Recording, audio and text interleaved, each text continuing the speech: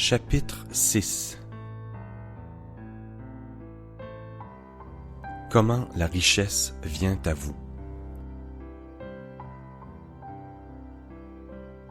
Quand je dis que vous n'avez pas à négocier sauvagement, je ne veux pas dire que vous devriez éviter totalement de négocier ou que vous êtes au-dessus de la nécessité de faire des affaires avec vos pairs.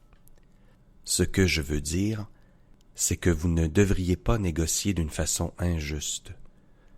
Vous n'avez pas à obtenir quelque chose pour rien.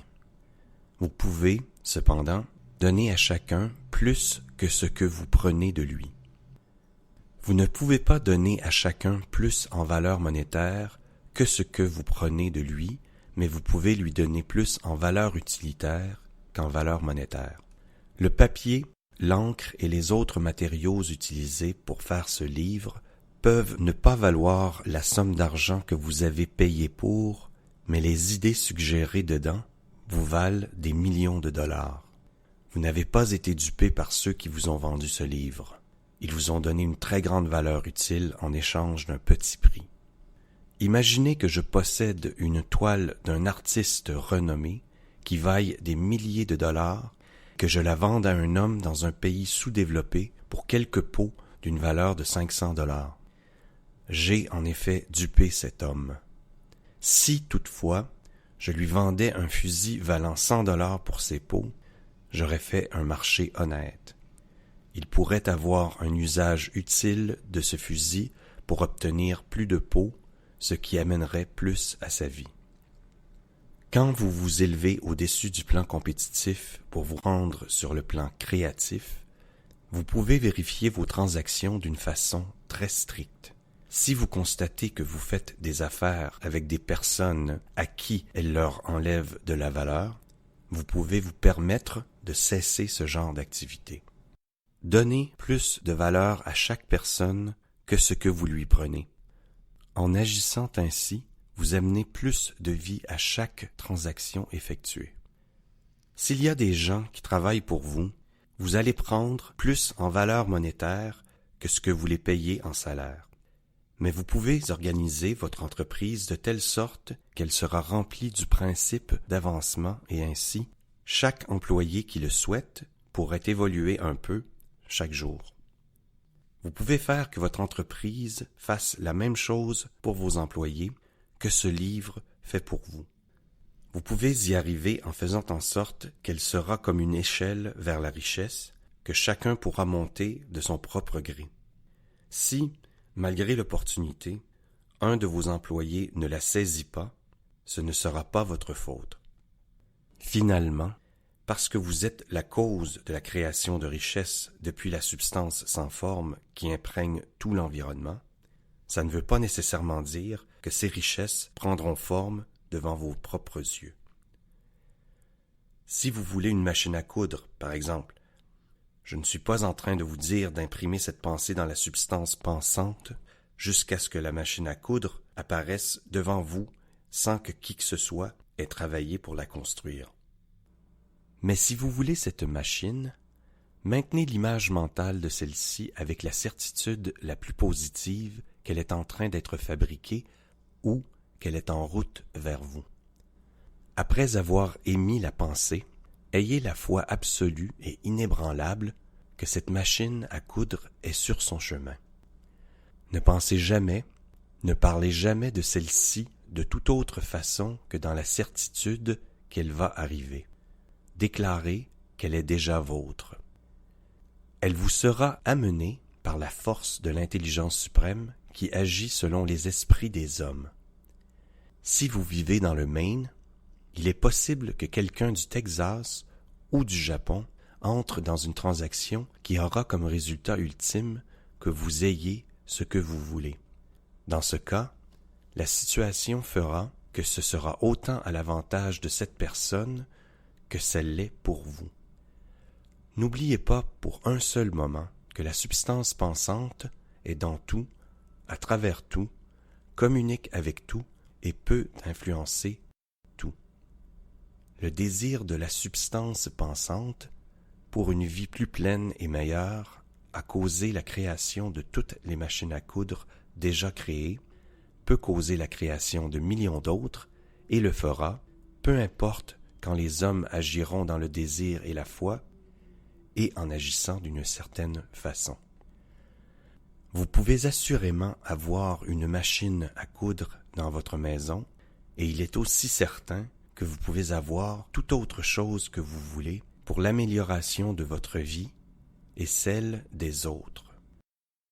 La substance originale veut vivre tout ce qui lui est possible à travers vous et veut que vous ayez tout ce que vous voulez avoir et utiliser afin de vivre une vie plus abondante.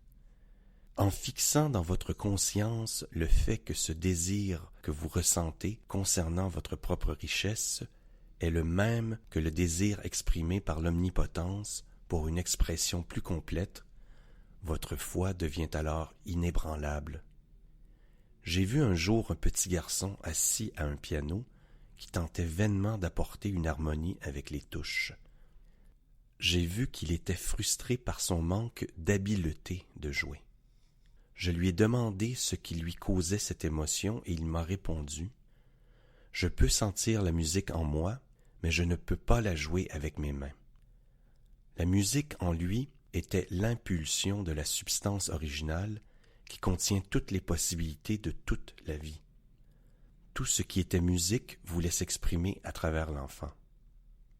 Dieu, la substance, tente de vivre, de faire et d'apprécier les choses à travers l'humanité. Il dit « Je veux construire de merveilleuses structures, jouer des harmonies divines, peindre des toiles glorieuses. Je veux que mes pieds courent, que mes yeux voient la beauté, les langues dire de grandes vérités et chanter de magnifiques chansons. » Et ainsi de suite. Tout ce qui est possible cherche à s'exprimer à travers les hommes et les femmes. Dieu veut que ceux qui peuvent jouer de la musique aient des instruments et qu'ils aient la possibilité de cultiver leur talent au meilleur de leur habileté. Il veut que ceux qui peuvent apprécier la beauté puissent s'entourer de belles choses. Il veut que ceux qui peuvent reconnaître la vérité aient l'opportunité de voyager et d'observer. Il veut que ceux qui peuvent apprécier la mode puissent posséder de beaux vêtements, que ceux qui peuvent apprécier la bonne nourriture soient nourris comme ils le désirent. Il veut toutes ces choses parce que c'est lui qui les apprécie. C'est lui qui veut jouer, chanter et apprécier la beauté en portant des vêtements de qualité et manger de la bonne nourriture. Ce désir pour plus de richesse que vous ressentez est l'infini qui cherche à s'exprimer à travers vous, tout comme c'est lui qui cherchait à s'exprimer à travers le petit garçon. Ainsi, n'hésitez pas à demander beaucoup. Votre rôle est de focaliser et d'exprimer le désir de Dieu. Ceci est un point difficile à accepter par beaucoup de personnes, car elles gardent la vieille idée que la pauvreté et le sacrifice de soi plaisent à Dieu, ou que c'est simplement plus spirituel de vivre ainsi. Ces personnes voient la pauvreté comme faisant partie d'un plan, d'une nécessité de la nature. Elles ont l'impression que Dieu a fini son travail, qu'il a fait tout ce qu'il pouvait faire, et que la plupart des hommes doivent rester pauvres car il n'y en a pas assez pour tous. Elles s'accrochent tellement fort à cette pensée erronée qu'elles se sentent honteuses d'être prospères. Ces personnes tentent de ne pas vouloir plus que de modestes moyens, juste assez pour les rendre assez confortables. Je me souviens du cas de quelqu'un à qui on avait dit qu'il devait avoir en tête une image claire des choses qu'il désirait afin que la pensée créative de ces choses soit imprégnée dans la substance sans forme. Il était très pauvre, vivant dans une maison louée, et n'ayant assez que pour vivre au jour le jour, il ne pouvait pas comprendre l'idée du fait que toute la richesse était là pour lui.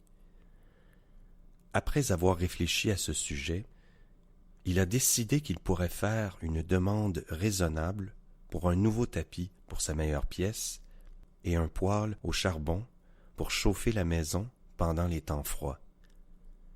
En suivant les instructions données dans ce livre, il a obtenu ces choses en quelques mois. Il lui est alors venu à l'idée qu'il n'avait pas demandé assez. Il a fait le tour de la maison où il habitait et a planifié toutes les améliorations qu'il voulait y apporter. Il a ajouté mentalement une baie vitrée ici, une pièce là, jusqu'à ce qu'il possède dans son esprit la maison idéale, et ensuite il se mit à réfléchir à son ameublement. En tenant l'image globale dans son esprit, il a commencé à vivre d'une certaine façon et s'est dirigé vers ce qu'il désirait. Il possède maintenant sa maison et la rénove selon l'image qu'il a dans son esprit. Et maintenant, avec une foi plus grande, il va avoir de plus grandes choses. Il en a été pour lui selon sa foi, et il en est ainsi pour nous tous.